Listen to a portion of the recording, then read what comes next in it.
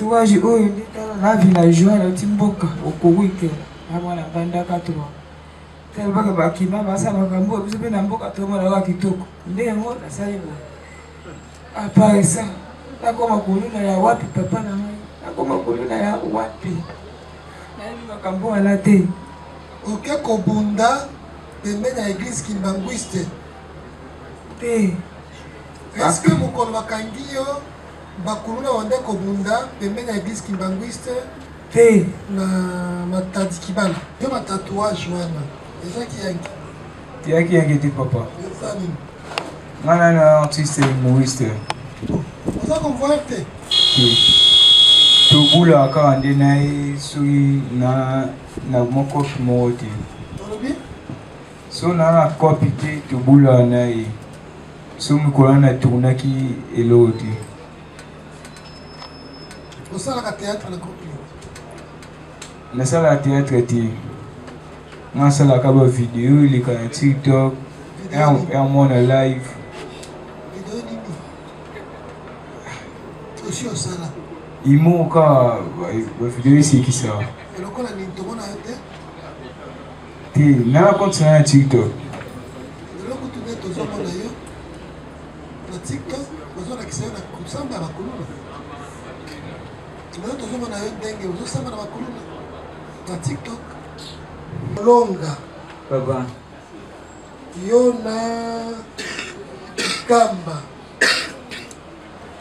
ikamba nde yo boza bakuluna kikuluna na bino na komine ya Makala bakartier nyonso ya komine ya Makala bayebi bino eke botambolaka na machete ezolakisa ntango tozomona nzoto wana maboko badessin ngai nazobenga yango dessin ye aza artiste kasi ye ozana bangaza na koluna te te tolobi koluna te ye oyo bikilakili eza na maboko eza artiste ebongo yo oyo yanga tatouage oyo yangana oyo yesu otali eza eza problème te ya yo eza mpona nini oyo yanga nakomaka rdc mpona nini eza na elo te kotalaka santimaka nde ntina nako eloko ya makasi santimaka nde ntina nako eloko ya makasi ebongo oyo eza na biceps côté droite eza na elo te santimaka nde nakoma me ntina nango nde nayeba te ka nde tozala na mboka komona ka nde totala na bafoto epesi nakoma me ofandi mpe epai ya papa na mama bango mpe bazotika nini eloko masuba esali yo nini bapapa na mama bazotala kaka ndenge yo ozokoma bikomakoma wana molonga jose papa na mama batiki yo ozodesine na nzoto olobi bayebaka te obombaka obimaka to kolele te epa papa na mama nabimaka yango sikoyo biso tosalelaka nde na sentiment te batina nango te na mboka ndeka nde nakomaka sikoyo nayosele trouve eza mabenonga nayekishasa okomaka yango wapi nakomaka na mboka nikela nde nayosele trouve eza mabende na kishasa kuna mpe tatouage eyebani tokomaka ngo mpenza na bamatiti na batonga me oyo bango bamashine toyebaka te yo bakangi wapi bakanga na rompoint rompoint ya wapi nga na mopaya papa nayebi esika bino te kasi otikishe miliboka na depo ya lida me malanda ekita ya wasa kombo na ngai ibanda muteba Dieu merci nazali avocat biso nde todefendaka toza wana mpona baintere ya baparti ya bayimboka toza na tribunal militaire ya Ngaliema garnison ya Ngaliema mpe tozali awa mpona audience foraine ya bakuluna bato nyonso oyo basali bainfraction oyo na droit pénal militaire bazali kokalifie yango comme étant terrorisme bato nyonso bazali kotya nungunungu bazali kodéranger kimia ya bayimboka na kati ya société nde Mbula Matadi azali kosambisa bango awa lelo ezali jour oyo toza na plaidoirie mpe moko na moko akoyeba etumbu na ye Mais tu as dit que les civils sont dans le tribunal militaire.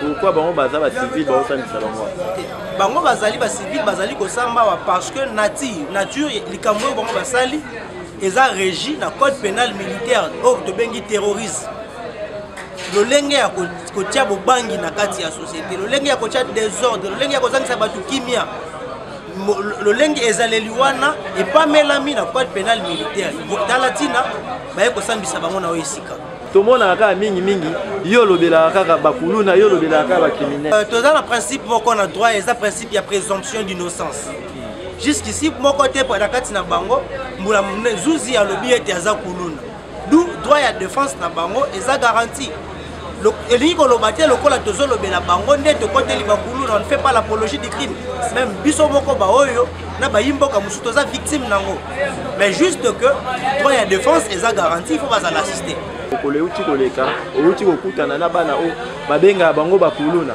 batio machette na kingo babotoli au téléphone est-ce que bango ta o défendre bango bayebaka te ke yo moto sambela bango bon bana ba meka ko expliquer no batu okutena bango ndenge nini ebandaki wapi na commune na quartier nini bon na commune ya Bungu na kenda kotika confrère moko et bon est tombé par inadvertance na kozonga na ngai na kutana na bana ba bayo babengi bakuluna bazalaki na ba machette bon pona bolamu na ngai ba préférer ki bazwa téléphone na mbongo na laki nango pona garder viso ba eza batu oyo biso na droit to benga bango ba malade baza ba délinquants et en criminologie on dit ce sont de malades baza bato baza na conscience te baza na âme te eza lolenge ya batu wana nde esengeli kolongola na société po société pe mana kimia nde tina ya ba audience onyos nde tomo na audience bakulu na esalama soki baye na ye awa net peut-être baye na ye pona ko juger na acte o ye asali mais yo ndenge omesana ko sambela bakulu nana o sambela na ye to ozala contre na toza avocat pour na partie te tout comme na ko zala na défense tout comme na ko zala na partie civile mais le kola ngai nde mutu na ko elimbeba bandeko na ngai ba avocat bango ba ko sambela ngai bako tela ngai pendeko oya koya kwa lobela bango esengeli azo ba précaution nyonso parce que intérêt ya confrère ndeza menacé eloko na koki ko senga na bandeko nyonso batikali na kati ya cité kuluna eza mabe ebele ya bandeko na biso bakufi likolo ya kuluna ebele ba perdre ba membre na bango ebele pe babungisi ba biloko ya motu ya likolo ya kuluna alors na sengi na ba bonso oyo bazali ko sala kuluna so na bino e kozala lokola baninga soki bazui yo kokende 20 ans de prison et puis libota na we komona oli suti soko bande ko sala tika soko zwaki likanisi ya ko sala te elo la lingena lo bayango merci est venu Bayanga Fondo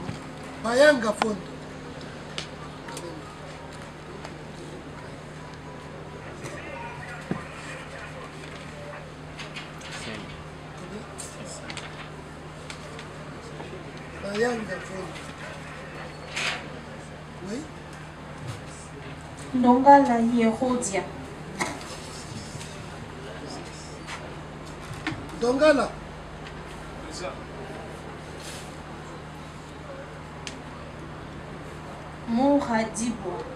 Muradibwa Lemba. Ndombe Mputu Aristote. Ndombe Putu. Lokasa Bokechu.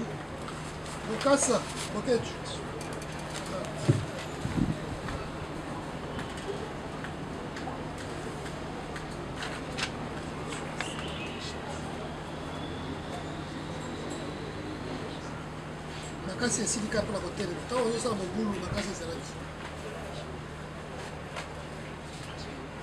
Pour le prévenu Bayanga Vondo et Ndongala Yeroda.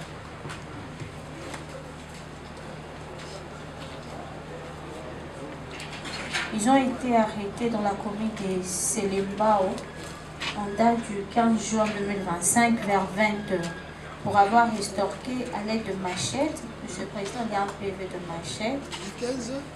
Le 15 juin 2025 vers 20h.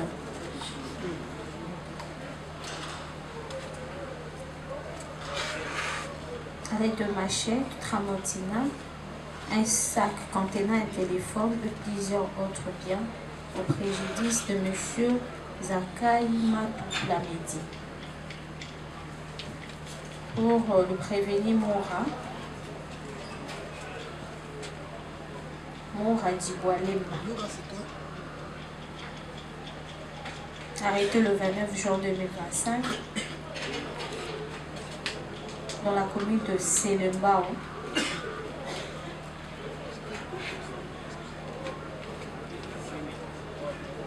Le prévenu Moura Diboualemba fait partie de l'écurie Bar Alex, responsable de troubles et menaces à l'aide de machettes dans la commune de Selembao, dans le quartier Lendelombe et Endo. Pour le prévenir Mbala et le Kassa, arrêté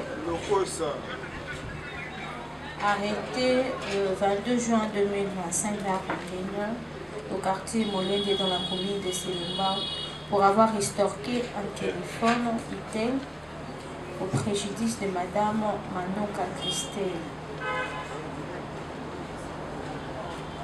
Dans les mêmes circonstances, s'ils sont rendus dans les quartiers Fatundo pour aller s'aimer la terreur et l'intimidation à l'aide de machettes, et ils ont estorqué un téléphone iPhone 7 XR et une somme de $25 au préjudice de Madame Ibanda Cham.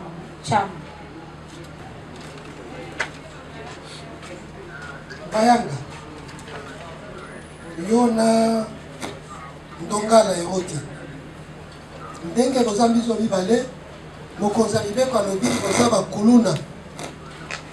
bakuluna oyo ya kobetaka batu kozokisaka koyibaka biloko kobotolaka biloko kasi na Selembao nde kuna boyebani yango le 20 juin 2025 atie bino maboko kutu mikanda ezawa elakisi ke procès verbal ya basaisi bakuti bino na machette et puis bakuti bino na sac oyo eza biloko ya kobotola na koyiba na batelefone na biloko wana eza ya Madame Zakai. Bayanga bakangi wapi? Bakanga biso na Selembao bino mibale tozalaka biso mibale bozalaka bamaster toza ngana ya chauffeur moto tuwa pine eza receveur nanga euta kokunda batanga ya camarade na biso ya mota nde na butu wana topanzaka matanga tozonga ndako tokutanaka na 4 personnes moko bazalaka liboso na biso mpe tozalaka na nsima okende na biso tokende ndako toyebaka mpe te basoda baya bapolisier banda kolandela bango si bapolisier balandela bango bongo biso mpe na nsima na bango tomoni ke bato bapolisier bakangi mutu moko liboso si bakangi mutu moko mutu wana azalaka na machete 3 personnes wana bakimi biso tozalaki na nsima tolingi ke tozwa nzela mosusu tobima toyebaki te babiro nde oyo ezalaki reteni civil bazalaki na aveni biso tokota nde bakangaka biso mibale oyo bakangaka wana na machete ndenge abetaka soda lichete soda azwi atiki ye abwaki lichete ndenge akimaka bakanga biso mibale babike machete ezalaka ya biso mibale na bakanga biso na misaki eloko te yo batatouage wana ezaki yangi tiyaki yangi te papa ngana na artiste humoriste oza konvoye te tobulaka kaka nde na ye soki na mokopi moko te so na kopi te tobulaka na ye so mikolo na tournaki eloko te osalaka théâtre na kopi nasalaka théâtre te nasalaka bavideo eleka na tiktok amona live Aussi au Sala. Ils m'ont encore vidéo ici qui ça. Et donc on a dit tout le monde a été. T'es n'a pas continué à TikTok. Et donc tout est aux hommes d'ailleurs. Na TikTok, aux hommes qui sont na kusamba na kuluna. Nous tous hommes d'ailleurs dengue, aux samba na kuluna. Na TikTok. Bakange kwa nini? Bakanga tuti matanga tukundi mat. Machette. Vous savez qui peut faire machette? T'es. Bakange machette. Bazinga machette t'es. Et bon machette c'est la dossier, c'est machette là. Machette bakanga o pa bato bazali liboso na biso. Et puis bayo le baki.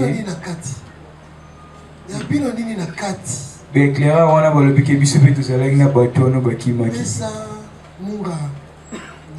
Iko. Munga. Kuluna. Bar Alex. Des groupes na yo. Écurie Bar Alex. Ya Selembao. Na quartier Lombe. Batu ya Selembao baboni pasi. Mura ye wana. Bakanisi basoda. Oye Mura. Zoka nde yo ta ozoya. Et papa, on a élu en haut. Bar Alex. Élu en haut, papa. Oyebi kasini. Et puis le dinga. Bakangi wapi. Papa nga sima. Pona nini? Papa nga tongo na usi nda kuna ki kuna bimisa moto de papa nga. Ngonga nini? Nga 6 heures. 6 heures bakokanga motu pona moto. Kutu 6 heures bato bazotambola ebele. Te papa na bimi na nda kuna kezwa moto. 6 heures bato baza ebele na balabala. Na papa na bimi papa. Batiki ba jeune bakangi kaka yo. Oyebi pona nini? Pose koluna ndenge esalamaka bapolisier bayebaka bango. Police eyebi moko na moko. Donc lokola boye na bande kolukisa yo ye wana tie batio maboko. Te papa nga na kuluna te nga kula mtalo kusanga te pona luka makamute. Bakanga yo mbala boni. Bali kusoka bakanga. Pesa yebi. Mbala mvwangi na lokosa bokechu. Bino de bakuluna ya quartier Molende na Selembao.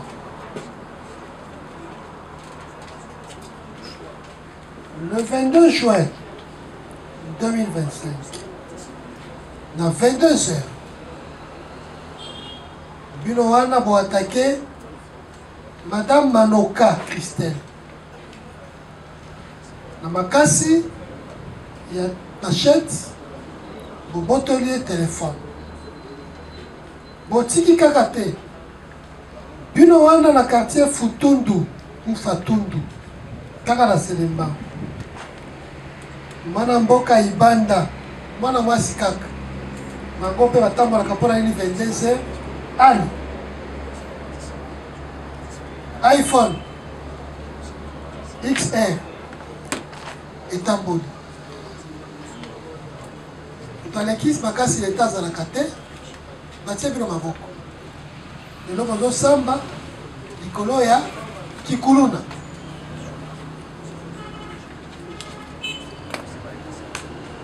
Mbala. Eza ya solo. Solo te papa. Bakangi yo wapi? Bakanga na veni kikoni. Wapi? Veni Selembao na Selembao. Tare makanga verbe na sete. Pona nini? Uti musala. Oui. Retour na makozonga. Musala nini? Mécanicien. Ok. Uti musala na zoni na sisi kosokola na ndako na bibili na batigo ezalaka liboso na biso mpona somba te biloko ya kolia. Bamwa akutana baéclaireur kaka ya bagene lokola biso basimbi na bakanga ngai. Na balabala bato mosusu bazalaki te. Eza ata bato oyebi baéclaireur. O nayebi ete première fois tokutana. Tokokoma kuna. Oyebi baéclaireur. Bon. Eza bana. Bagene kaka lokola biso. Boza na bango problème. Nous avons un problème te nga nayebi bango te. Mosala bango yebi. Mosala mwana oyeba te. Liso ya leta. Bango nde batalaka bayokaka population ndenge azobelela. mbala nde moto ayesalaki kope wana mbala yango afandaka wapi mbala afandaka na veni wana atie coin ntango azwa ye wana ye bango basali neti azotambola mpona mboka yaka nanu toyebana polisi ekangi parce que c'est incompréhensible qu'à 17h 18h alors que les jeunes baza ebele dans les secteurs dans les environs ici aux ali bayaka kozwa yo moko c'est incompréhensible bato ozala bango problème te c'est incompréhensible. Excusez pas vraiment, on va aller jusqu'à 22h. On va aller 17h. Est-ce qu'on a maki? On va aller est-ce qu'on a maki? Yo, on a maki. Est-ce qu'on a maki? On a expliqué. Est-ce qu'on a justifié qu'il a 17h, Bakangayo, alors que tu n'as rien fait? Mais c'est un peu de temps. Et si Kayo Zalaki, Batoswa Zalaki, Bakangaki Bango, Bakangaki Bango, Kaspenker, Alexandre Veni, on va pas tout lui, Bakangaki Bango. Et c'est le crime. Bokechu, Bokechu, Bokechu, Kuluna, Ozalani. Robi?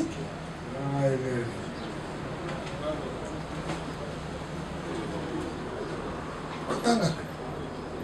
Wapi? C'est pour nous.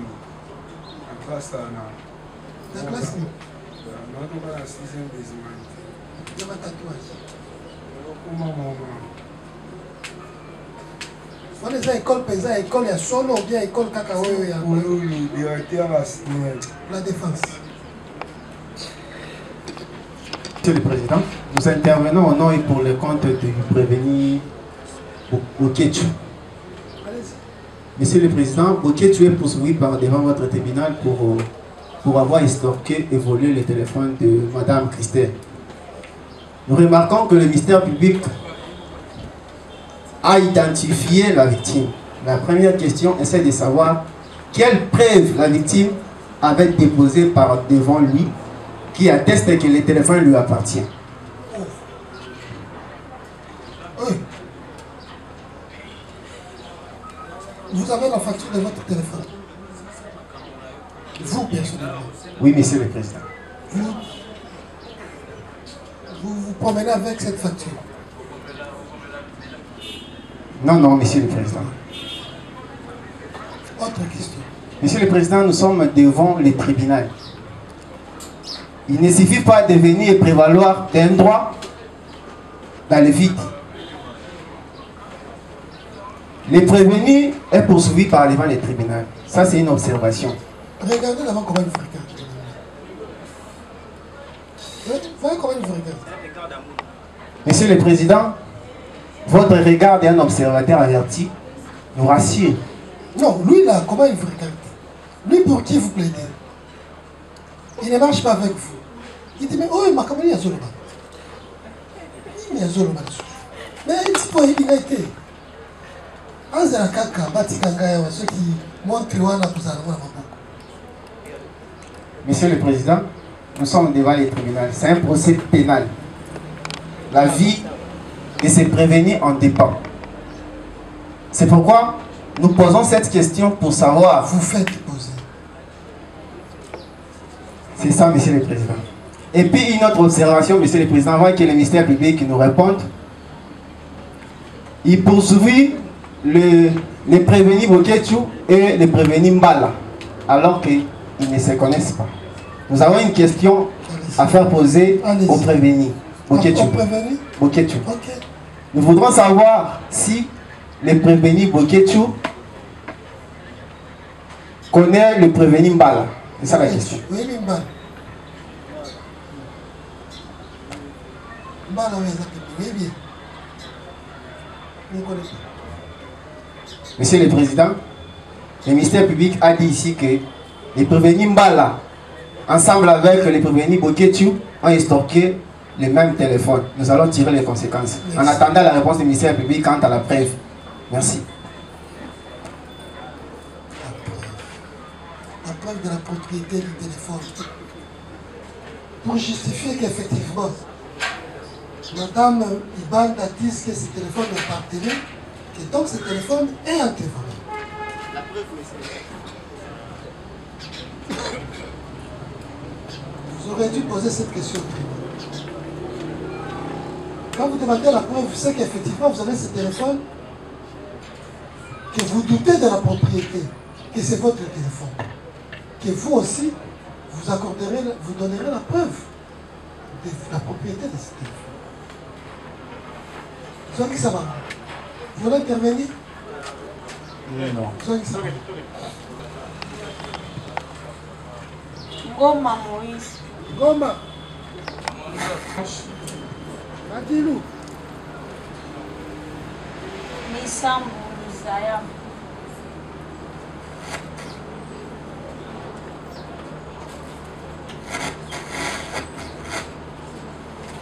Misambo.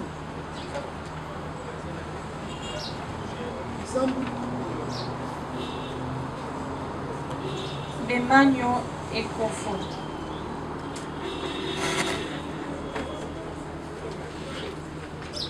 Messi Lambagala.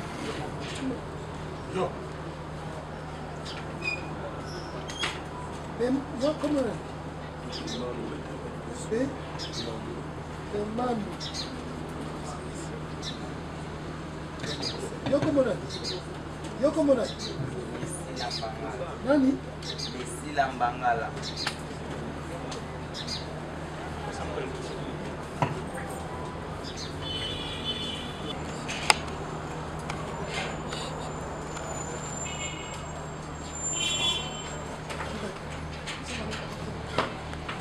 Juillet 2025, dans la commune de Mongafula, pour avoir sémé la terreur en estorquant le bien de la population au marché Matadi Kibala,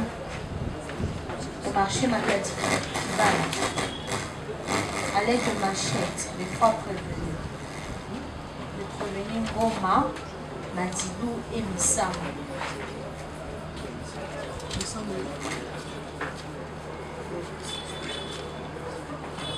Pour le prévenir, Bemanyo et Kofo. Arrêté le 28 juillet dans la commune de Kadema, plus précisément au quartier Kamonganga, pour avoir sémé la terreur et la désolation devant Louis muni d'une machette.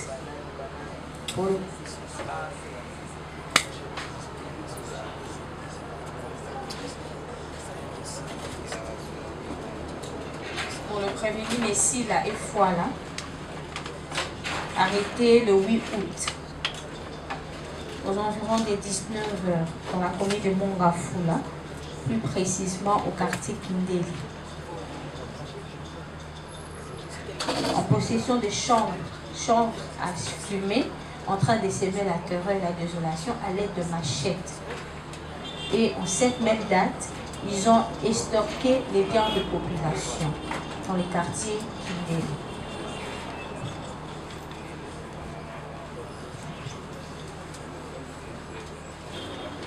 Misato. Auditeur à l'objet, nous avons Kuluna, na Mongafula, au boto la Kabiloko, Wenze ya Matadi Kibala. Bakangi wapi? Nga bakanga na mbiteki. Mpona nini?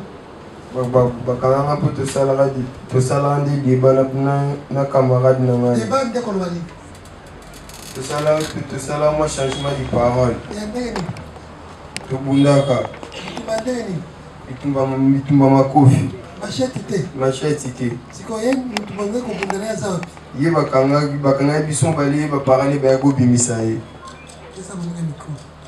Ibongo bakangi wapi? Bakanga na Mongafula. Mpona nini? Bakanga wana utana ngo bombe sima na uso na sokoli ba 15h wana na uzakala. Na mono wa bani bokanga ba bikanga. Uzakala nde si akinga ko boto akabiloko. Te, nga uta ko sokola na douche mo bezala na venue wana. Komata na mata na kutani maona ba soda kabase za na prince.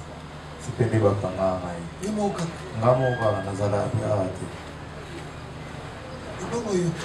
Papa makambo kutu bolobi na matandiki balanga na bango ndi bazaboyi nayebi bango te nga na uti selemba bakanga nga moko naki kosomba biloko na nga kabine na Kinchala di père mobo abengaka ngai aza éclaireur abengi nga na ye ntango na ye pembeni ata mwasi minga loboko ata bango basoda babimi ebele ti baya na nga na susi atiana ti mpe nakoma nayebi eloko te oyo makambo consort na okutana na bango kana kasho nayebi eloko te kende bosangisa nga na madibi soki ngoma oyo nayebi kute dosali chete nayebi te papa bakanga nga moko naokesomba bilo akabini babotolanga mbongo nyonso nayebi eloko wana olobi na papa nayebi te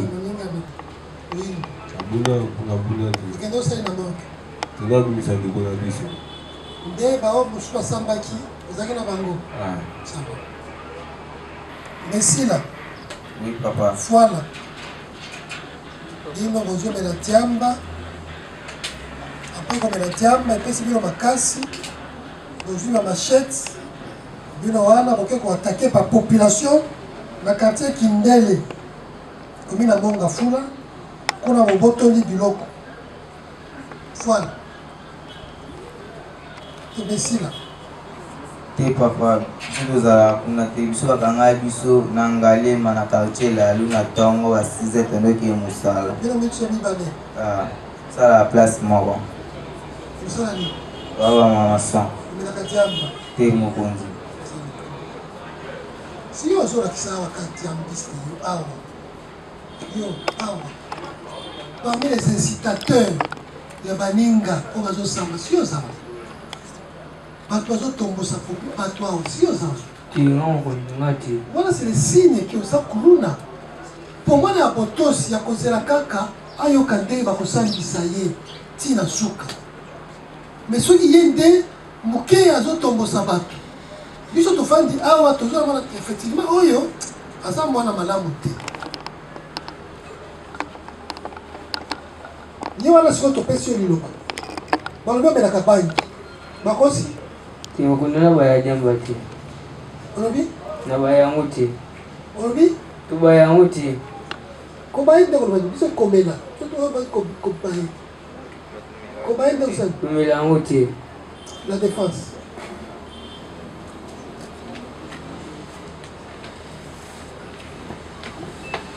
Monsieur le Président, aucun de ces prévenus reconnu le fait tel que relaté par le ministère public.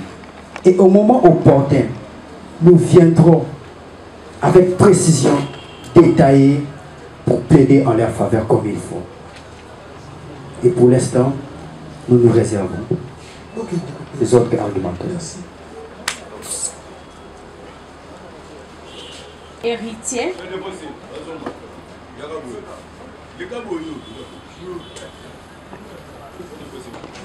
Je comparais volontairement comme partie civile. Il y a une partie civile ici. Oui, pour le prévenu, non pas la. Est-ce que vous êtes constitué partie civile? Oui. C'est pour le prévenu, enfin, c'est contre le prévenu Mopala Manda Josni, alias Bébé Tchor. On est déjà passé, on allait attendre la conclusion. Bébé Tchor a comparu, on allait attendre lorsque vous allez accorder la parole pour les conclusions. Yala Kilemba Michel. Yala. Kavwemba Muzombika. Kamwemba. Kamwemba Muzombika et Kololo Shada. Kololo Shada. Kololo.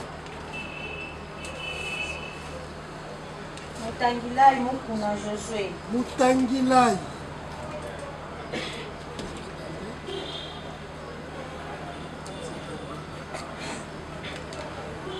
Oui. Matumona Landu. Matumona Landu.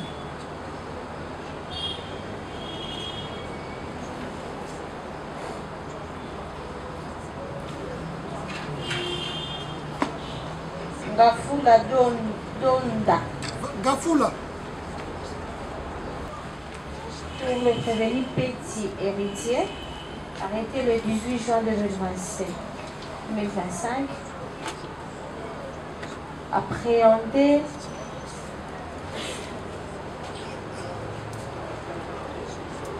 au lieu où il y avait eu affrontement entre deux bandes, Monsieur le Président, dans la commune de Mongafula, quartier Matadibala, plus précisément au niveau de l'église kimbanguiste, où ils ont eu à extorquer, à blesser la population, s'aimer la terreur lors de cet affrontement. Pour le prévenir, la Guinée-Ba.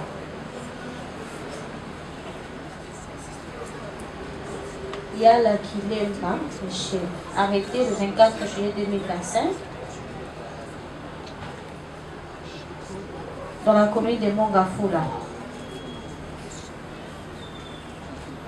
pour avoir extorqué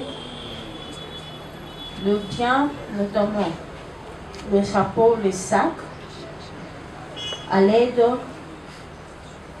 d'une lame de rasoir d'Orco, au préjudice de M.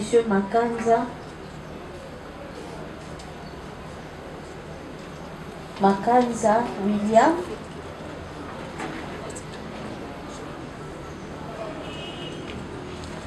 le prévenu est le chef d'une bande dénommée Tuerie urbaine. Le prévenu est le chef d'une bande dénommée Tuerie urbaine. Il y a un PV de saisie d'objets, une lame de rasoir.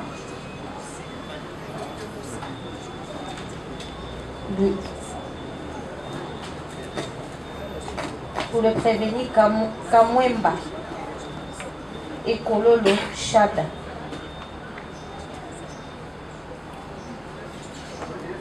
Ces deux prévenus étaient arrêtés le 24 juillet dans un deuil au quartier Kaluka, plus précisément sur l'avenue Kimunda numéro 10, pour avoir sémé et troublé gravement l'ordre public à l'aide des armes blanches.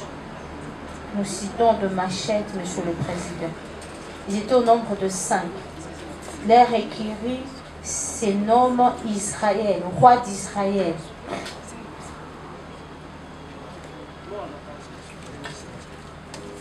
Pour le prévenu, Mutangilai Mukuna Josué, arrêté dans les quartiers Kindele pour avoir sémé la terreur, accompagné de sa bande, en extorquant le bien de la population. Le 2 août 2025.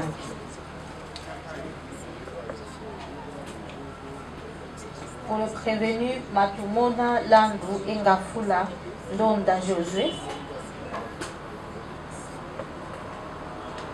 Pour le prévenu Matumona d'abord, arrêté dans la commune de Mongafula, au quartier Badiadi, pour avoir troublé gravement l'ordre public. Au marché Badiadi,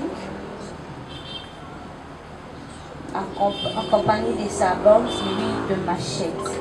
Pour le prévenir Gafula Josué, arrêté dans les quartiers Sebo dans la commune de Mongafula. Pour avoir accompagné avec sa bande, accompagné de sa bande, troublé l'ordre public en extorquant le bien de la population avec les armes blanches. Petit. Papa. Kuluna. Wapi papa la wai bakaminga na Matadibala la uto sa busala ki porter la jo isa pusu kabase le tele e kaginga dali ya musala kuluna ngo ya wa tala tatouage oyo ndi tala na villageois na timboka okowike amwana banda katwa tala baka bakima basa bakambo biso pe na mboka to mona wa kitoko ndenge ngo nasali ngo apare ça nakoma kuluna ya wapi papa na ngai nakoma kuluna ya wapi nayebi makambo wana te oke kobunda pembeni ya église kimbanguiste te. Est-ce que mokolo bakangi yo bakuluna wande kobunda pembeni ya église kimbanguiste te na Matadi Kibala te depo na biso neza na kimbangiste pembeni na kimbangiste na Matadi Kibala ok bunene naza kuluna te esika bakangi yo mpona nini kaka boye baporte bozalaki combien bakanga kaka yo moko bakanga biso ebele biso bato bajunior bagideo bafuta ba 300 000 babible ngai tele bana na motu te nayebi te soki nakosi nzambe aza likolo bino bape babinganga minene bakonzi minene botala kaka ngai bien soki naza kuluna soki nayebi likambo te naza lipoenya nini yango nakufaka na boloko ka boye nayebi likambo te nayebi ata moke te papa pesa moninga nini yo wana yala kilemba Mikaeli oke kobotola bato na gilete moko ya écurie tuerie urbaine bakangi wana mpona nini mpona kokuta baleki nanga basaliwa baolela chapeau eko bando bundani na botolela bango chapeau natuti bango chapeau bozwa to chapeau yakamala leki nanga venda bomda pesaki ozwana zwi yango likamala leki nanga amankenga kobeta na betaki na mbata wana kaka aka wana kobeta na betaki mbata nyaki na lali akiafunika mama bango akiazwinga district nde bakangi na pale na pomi ebongo makambo bakangi yo na machete na nini na gilete eza lokuta te lokuta papa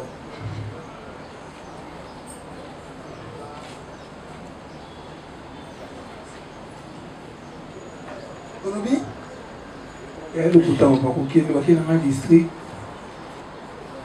mare nakangisenga leki na ine opejo asambisanga peta posanga kake sokanda wapi identité na pesi nde akomaki wande okoma kwa msando komia pesa miko yo na kololo boza bakuluna boke kosala mobulu na esika ya matanga na Kanluka kuna boza na bamachete écurie na bino roi d'Israël boza likuta matanga nde avi na biso tokendaki tovandi bakuluna bautaki na ngambo ya selemba babunda na bana kingunda so tomasisi obunda ba 12 wana na poko biso tovandi baye susu na matanga basali vuya bayibi bakiti na bakadia babume ya milai boye bakei basoda baye banjokanga ba innocent biso matanga vi na biso bakangi na ye bakangi na bato biso bazalaki ana toke kuna nini atosobika banosambisa biso papa biso matanga ve na biso taba innocent toyebeli kote bave na biso matanga balandi biso cikuna balobi bano baba innocent na opejani ya tosobika mamba komaka eza ya likuta papa masheti ya biso te Bana mwelewe na lubati ya wewe alobi utangira pesa kuluna na quartier Kindele bana na quartier Kindele bakanganga na kampani bakanganga ipo basi mama tekelanga telefone mkimo hivi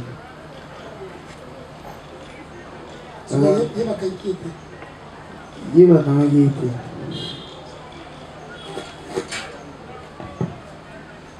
matumona kuluna bakangi wapi bakanganga izaba meteki garage bakangelanga na poto na uti garage bakangenga na skeverati nakenda oluka biloko olia loka nakita libulu loka na ndako batikelanga biloko olia te nakita na ndako te papa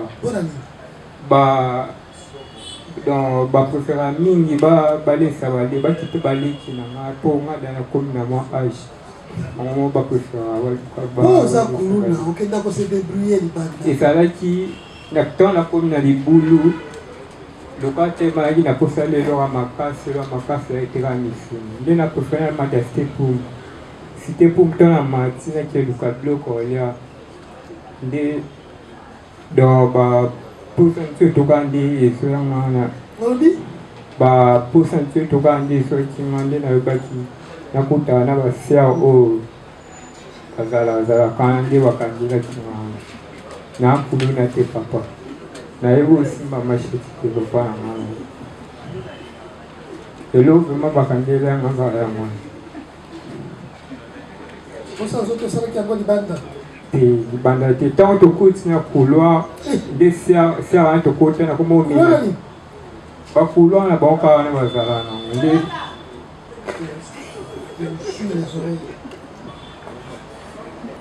wana nde oza kolona sebo Papa ngana akolo na te ngana chauffeur moto. Ya sebo. Ya sebo te. Makangi wapi?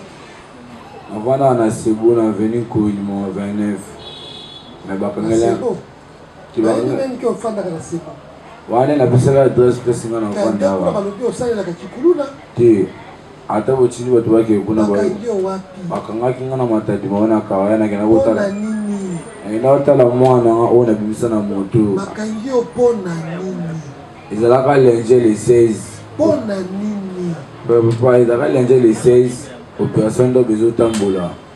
Moi, je suis à côté 6, 5 dans le Bokanga. La défense.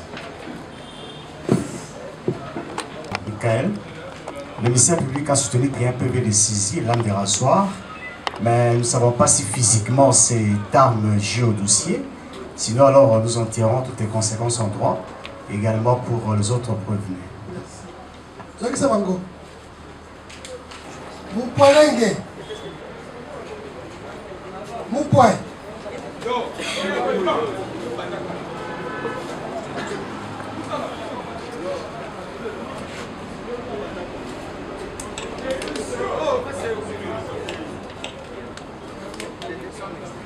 Lutumba.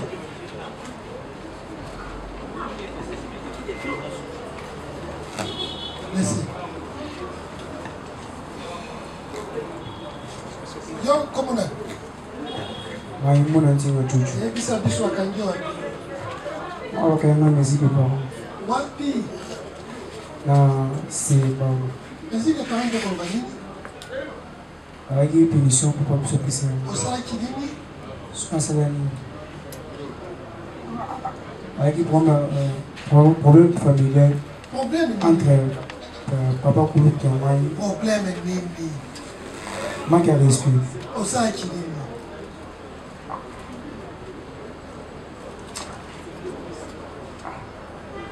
C'est l'autre. Regarde, il y a famille. Il y a tout le monde. Mon corps, le pipo, c'est un autre. Il y a ça qui dit. La veille de Makala, avenue Kintinzi en 81. Olobi? Avenue Kintinzi, Navana Makala. Alors, Makala, c'est bon, quand papa n'est qui n'a pas eu. La reine na mbinza alipanga famille pour apesa maporte tu apesa maporte à locataire na zo bon locataire yana kinao zo bon locataire na kuti papa le kina mai azala etenga na beti te yenda bando ko beta ngale school se défendre na longwe ndako yake babika na beti na bika kiti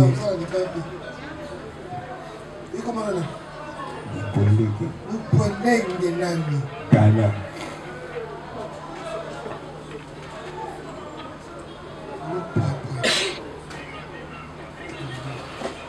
Leo wakati wapi? Makagana na C10. Makagana na C10. Na safi. Safi ya wapi? Kamvai.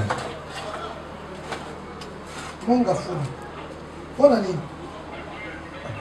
Ezaki na ndako takelaki na batara ya papa biso baba ya quartier akufaki pour moi il était à l'école sotala kelaki à l'école que ça takelaki batara na ye ezaki parti ya ba 2 heures bamisusu ezalaki bavandaki balaki les autres esalaki na batara les autres esalaki na batanga Kino bato kosala ki désordre. Te biso te. Banani.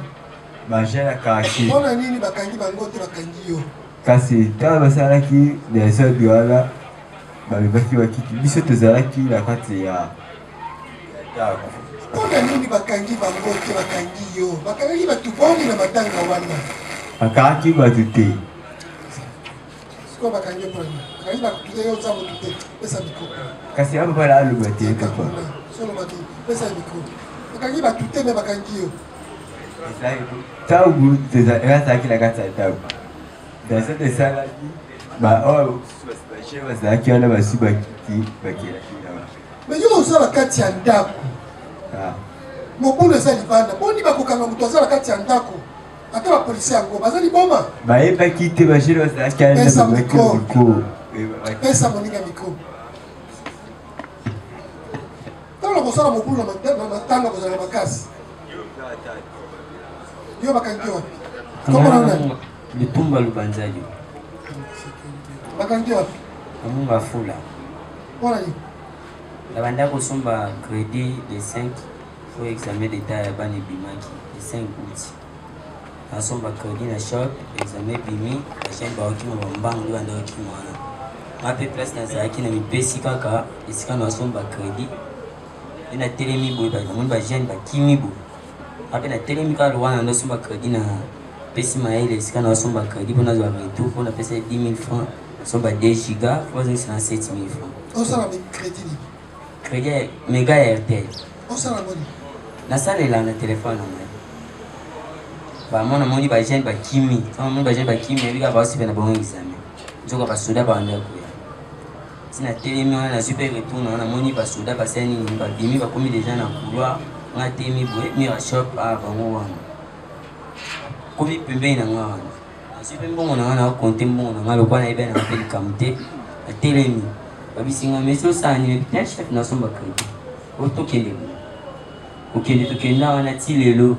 Nande na yesi retrouver si. Comment ba tatouage les amis? Ba tatouage ça ba cacher na beta na komba ba famille na ngabi ko na naso. Aussi au Boma, aussi au Veta, aussi au Liba Biloko. Te bandi ko na nyonso mama papa. Bona nini kotsela kwa? Ko sala ko boto. Na sepela ko mabilo musute na sepela na ko makabandi ko na mai. La défense. Merci beaucoup monsieur le président, votre honneur, distingué membre de la composition. Je voudrais intervenir pour le compte de Maïmouna Nzinga Jojo et ensuite je vais intervenir pour Ghana. Pour le cas de Maïmouna Nzinga Jojo, monsieur le président, vous avez constaté que ce sont des problèmes familiaux qui n'ont rien à voir avec l'infraction et les faits qui sont reprochés par le ministère public, qui est le terrorisme. Étant donné qu'il y a eu altercation entre lui et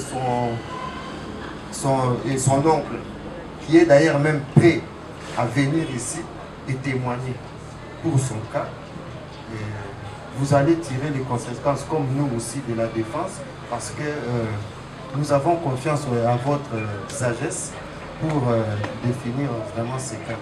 Et j'insiste là-dessus, c'est vraiment loin d'être assimilé au terrorisme, les faits reprochés aux prévenus Maïmouna Nzinga. Vous plaidez déjà. Vous plaidez déjà. C'est un affaire de la plaidoirie. Loin de là, monsieur le président. Pour le cas de Mukwelenge Yvonne Ghana, monsieur le président, je voudrais poser à mon client une question. Faire poser à mon client une question qui pourrait vous éclairer. Allez-y. Ghana. Non, non, vous passez pas le temps. Oui, monsieur le président, est-ce que le prévenu Ghana peut nous dire l'objet de l'interpellation qui a eu lieu dans sa maison? Parce qu'il revenait du deuil. Il connaît pourquoi on l'avait interpellé. S'il peut le dire.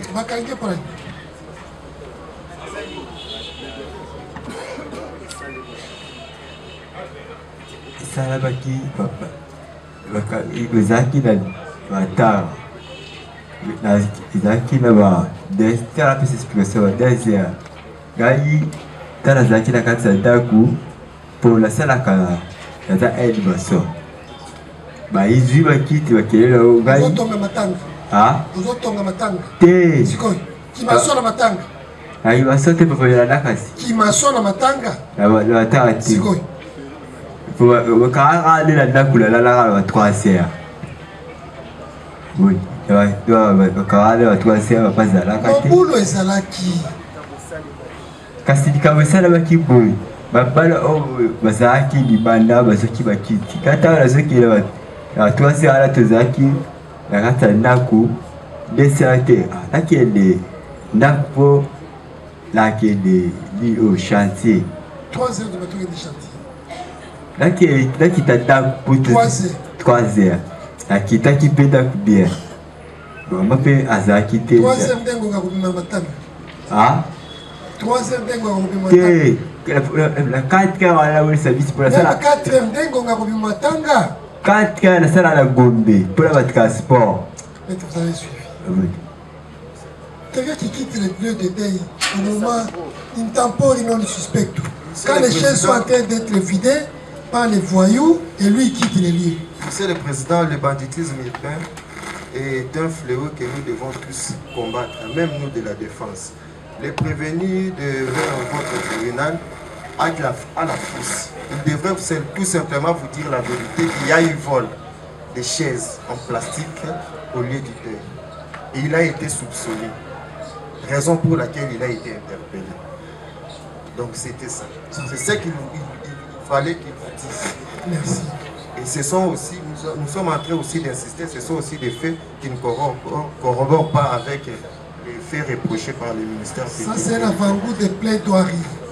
Parce que c'est le cas. C'est aussi nous prévenons aussi le ministère public parce que nous serons vraiment encore plus forts. Ça va. Parce que c'est le cas.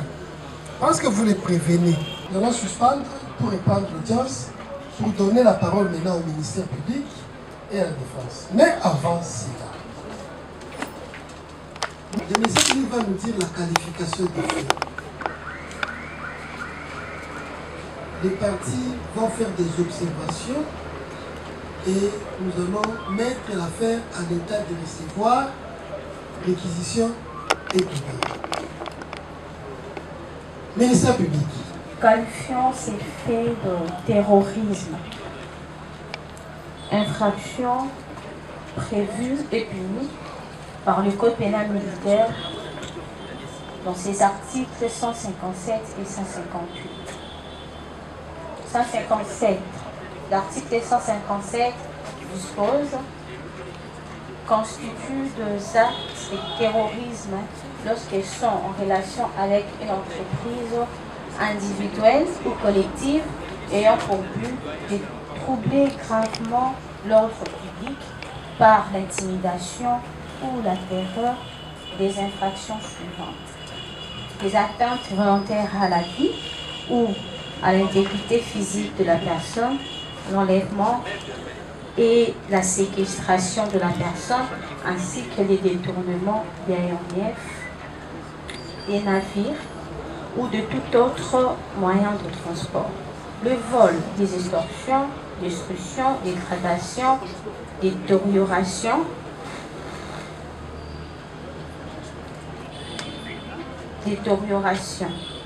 la fabrication, la détention, le stockage, l'acquisition et la cession de machines, engins, meurtriers, explosifs ou autres armes biologiques. Le terrorisme, article 158, le terrorisme est puni de 20 ans de servitude pénale.